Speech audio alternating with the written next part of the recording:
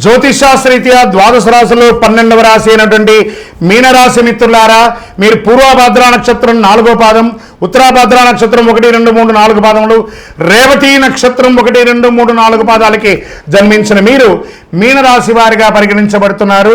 ఈ నెల మీకు శుభాశుభ ఫలితాలు ఎలా ఉన్నాయంటే 7.5 శని 7.5 అనేది నడుస్తుంది. మీనరాశి మిత్రులారా, ఈ నెల అదృష్టమైనటువంటి రోజులు 1, 5, 11, 14 తారీఖులు. అదృష్ట సంఖ్యలు 3, 9.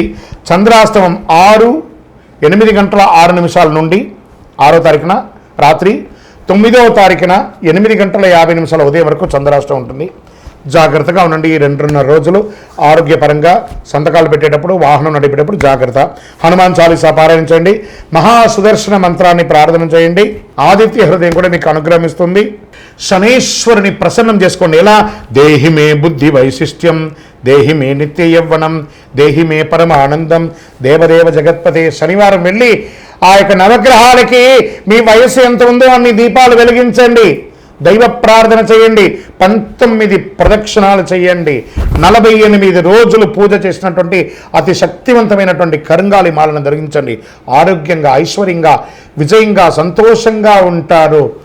మీ యొక్క వ్యక్తిగత జాతకం తెలుసుకోవడానికి కింద ఉన్నటువంటి నంబర్కి మీ యొక్క పేరు, date of birth, time of birth, place of birth చేయండి. ఇంకనూ మీరందరూ కూడాను ఆయురారోగ్య ఐశ్వర్య భోగభాగ్యాలతో ఉండాలని అఖిలాండ కోటి బ్రహ్మాండ నాయకుడు శ్రీ ధర్మశాస్త్ర అయ్యప్ప స్వామి వారిని ప్రార్థిస్తున్నాం. మీరు తిరుపతికి వచ్చినప్పుడు అయ్యప్ప స్వామి వారి 18 అవతారముల దేవాలయాన్ని బ్రహ్మశ్రీ డాక్టర్ చంద్రమణి గురుస్వామి గారు నిర్మించి సమాజానికి అంకితం ఇచ్చారు. జీవకోణ అనే ప్రాంతంలో తిరుపతిలో రైల్వే స్టేషన్ నుండి, బస్టాండ్ నుండి 3 కిలోమీటర్ల దూరంలో ఉంటుంది. రండి, దర్శనం చేసుకోండి, అనుగ్రహం పొందండి. విజయోస్తు. వందే మాతరం, వందే మాతరం, వందే మాతరం.